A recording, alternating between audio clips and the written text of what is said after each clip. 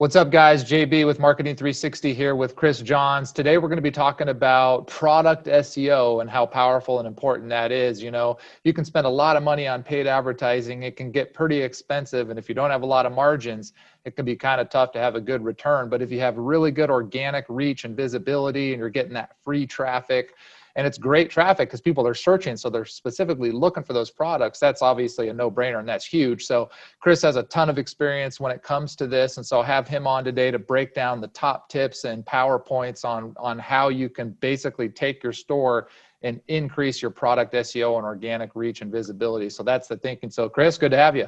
Happy to be here. Thanks for having me. Awesome. Well, let's jump in. What do you think? Where do you start? Right on. Well, I guess first and foremost, what is product SEO? And it's really just organizing the content on your product page so that you're more visible and you're getting the traffic to your site. And if your website is your 24-hour salesperson, doing that product page SEO, it's really just investing in that salesperson. So they're more effective, you're getting more traffic, you're closing more deals. And I just wanted to offer some insights into simplifying the process, stuff that you can do yourself for free, or stuff that you can have outsourced just to improve your website performance in general. I love it. So I have an e-commerce store, I'm selling all these products. Where do I start? Good question. Well, I think at its core, let's simplify it, right? Product title, product description. Now you are going to have to do some keyword research beforehand, and that could be a totally, a separate video altogether, where we could really deep dive and do 5 to 10 minutes on what is the best way to do product keyword research. But generally what I do is I just broadly search what I think I would search for if this was my product. And Google will give you recommendations on, did you mean this? Other people have searched that. And I use that as a basis to form what would be a strong product title and keywords that I want to go after. So making sure that you have a really strong product title is really the first step in making sure that Google is putting your product page in front of people who are searching for relevant stuff like what you offer. So just to jump in there real quick on the product title, I think it's important to note too, I see a lot of e-commerce stores with like these crafty titles and like unique product names, and that's cool, but also that's not really helping you for SEO, right? Don't you want to think about what people are actually searching, and maybe you can put your own spin on it to the end of it or something like that, but that title is so critical for SEO, you probably should be focusing on that, right? Exactly, and we could even take a step back. SEO, it's two parts. One is for the search engines, and the other is for the user. So the search engine is relying on, like every single keyword possible and making sure that you're stuffing as much as you can in there, but that's really not best practice. You want to find a nice balance for providing how a human would actually search and think about a product. So it's a fine line to walk there. But really I would go after having it describe your product as much as possible. I've been golfing recently and I'm looking at products, and there's like sand wedges out there, and they have all sorts of fun names like the Sand Blaster. But if I'm looking for a 60-degree sand wedge, probably not going to search for the Sand Blaster unless I'm aware of it, brand recognition, all of that. So if I was trying to sell or look for a sand wedge, I would maybe have the brand name first, and then maybe the degree. So a Callaway 60-degree sand wedge. That would be what I would be looking for. So I would make sure that my product title would closely match that. Now, if I was also running a store and I wanted that brand awareness and I wanted Sandblaster to be there, that's fine. You can make the product title tag, where that's more like for the robots, for the search engine. You can make that the more long tail Callaway 60-degree sand wedge titanium. Explain it as much as you can in detail so that you're doing that balance. You're catering to both the search engine and the end user. That's interesting. Yeah, and I think that makes a lot of sense. And you could maybe even think about, if you want that branding to be in there, to have series or something like the Callaway 60-degree sand wedge sand blaster series, Exactly. Because maybe you have a couple sand wedges or, a certain package. So that might be a way to do it. But like what you're saying, the key is, what is it, so that the user understands what the product is. And that'll also help them find it, because that'll help it with the SEO.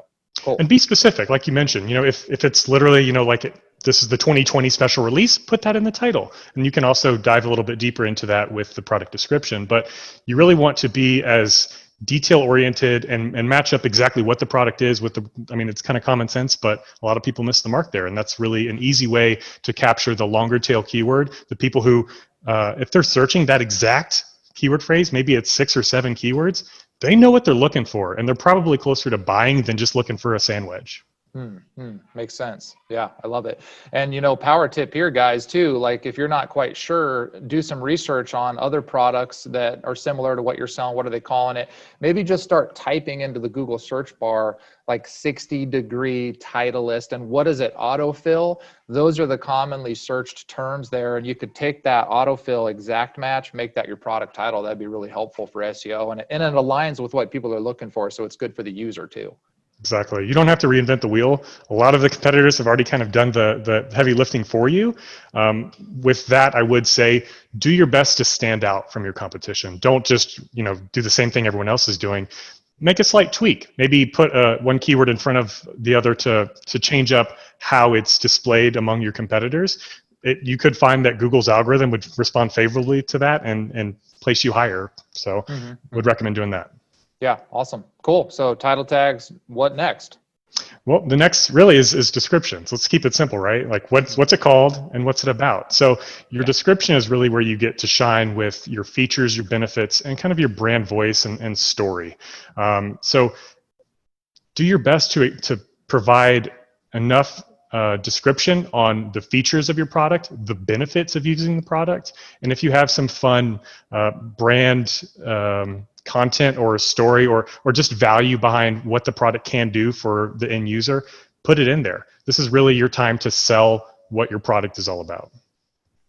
Awesome. And any power tips for SEO in the description? Here again, your keyword research may be interweaving in that product title here and there, but you don't want to overdo it, obviously, right? Exactly. Additional supporting content. You want to keep it natural, right? Don't just stuff to stuff. Google's smart enough to realize that these days. So what I would recommend doing is sprinkle in some long tail keywords, some short tail keywords, talk about, just general golf clubs. If we're continuing along this path, talk about general sand wedges, different degrees. Really just try to get in the mix of everything in the category of the product. While still providing a lot of value, still talking about what's it made out of, warranty, durability, how to care for it, and to even take it a step further, making sure that you have a great product image and images to really encompass the expectations and to make sure that the customer is knowing what they're going to buy beforehand. And if you can, have a video. Show the product being used. Really, show off the quality and that's really, if you can encompass all of that, the sale is practically assured at that point. Yeah, I mean, it's a great point. SEO is so much more than just written word, right? Written content. So the pictures, and then you can even optimize the pictures, right? With the alt text so that it's also showing up when people search those products and click images on Google. And the video is huge, right? Because if you do videos for each of your product that align with your product title that's SEO optimized, a lot of times when somebody searches that on Google, it's actually showing the video on the first page of Google. So you can show up for your store and YouTube, right? Yep, I think YouTube is like the second biggest search engine, so it's kind of a no-brainer to not leverage that.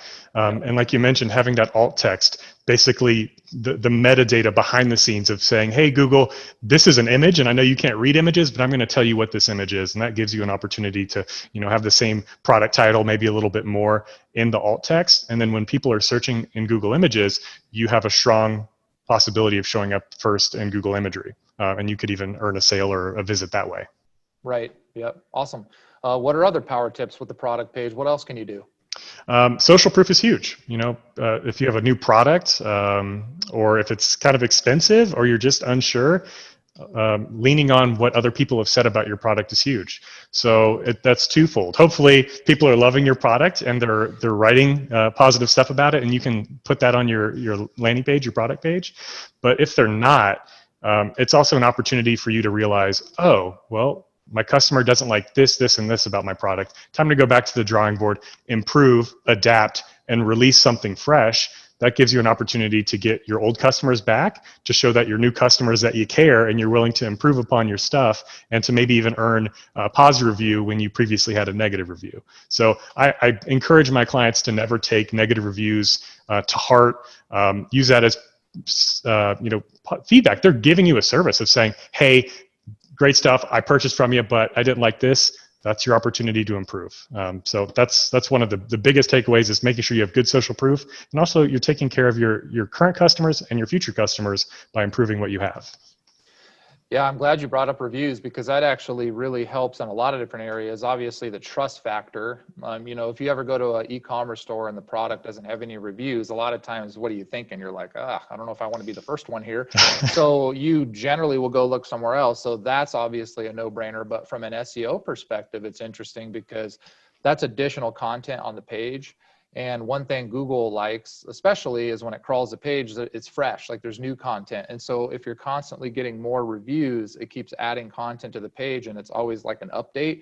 I think that's probably a huge factor in terms of ranking your products high, but it's probably also one of the biggest things I think I see neglected with e-commerce stores, is not getting constant reviews on those products. I mean, it's literally worth paying somebody, if you don't have time to do it yourself, to call every single person that buys a product to get them to come in and leave that review, because if that's going to help you get more sales because of trust, but also rank at the top of the page when people search that product, the return on investment there is just a no-brainer, So I'm glad you brought that up, because I think that's a huge tip that we can all take back to the fort and probably do better at in terms of getting more reviews on our products.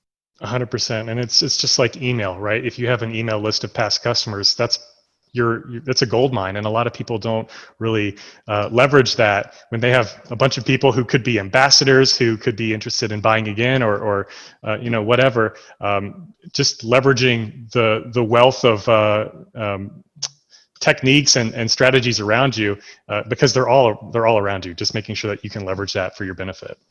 Absolutely. And there's a lot of new e-commerce stores too that, their response usually is, well, nobody's bought my product yet, so I don't have any reviews. And what I would say to them is just give your product away to some people. Give it away to like 5 or 10 people in exchange for them giving you their feedback about what they thought about it, but then also leaving a review, because that's going to pay you back, like I said, tenfold. If somebody comes to your product page and you have 10 reviews on there and you have 4 and 5 star ratings, the chances of them pulling the trigger is much higher at this point. But it's also basically almost like paying people to create content.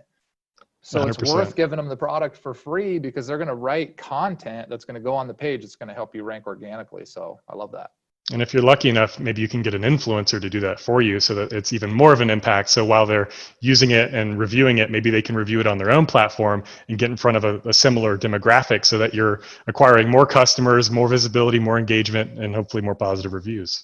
Good point. Yeah. And that link juice and everything back to your site is going to help for SEO as well. So awesome. What else? What else should we be thinking about? My biggest power tip is just to focus on the longer tail keywords. The stuff where people kind of know what they're looking for, and the opportunity to rank for that is a lot higher. If I started a golf store today, there would be no way I would rank for sand wedge or golf clubs, even by 2022, I think. Yeah, right. But that could be thousands of dollars a month worth of like aggressive SEO work and content, reviews and videos. It's still like the competition is so aggressive. So by really focusing on those longer tail keywords, and doing keyword research and finding out, okay, well, maybe there's only 800 searches nationally that happens for this long tail keyword a month. The likelihood of ranking for that and showing up on page 1 and getting that traffic and getting that sale is so much higher, and it reinforces and builds the momentum, so that we can start moving towards going after, more generalized short tail keywords like golf clubs or, sand wedges and that. So if you could take one takeaway from this video, it would be that. Focus on the longer tail, higher converting, better chance to rank keywords. It will pay dividends big time. That's a great point. And you can really kill 2 birds with 1 stone, in my experience, where you have the short tail within the long tail a lot of times. And that's really the best strategy.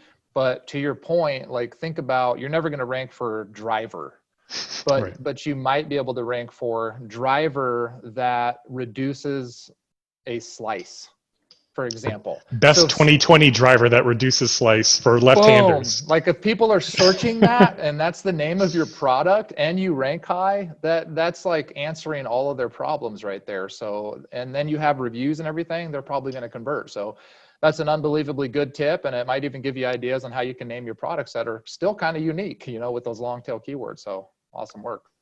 Perfect. Well, Chris, really powerful tips today, super useful to any e-commerce store, and hopefully gave people watching a great idea and places to start and test and tweak to optimize your pages. Start with the long tail and then go from there, right? I think that's the power tip, but really appreciate your time. Keep it simple. Awesome. Appreciate it. Have a good one. Happy marketing. Thanks, you too. Bye.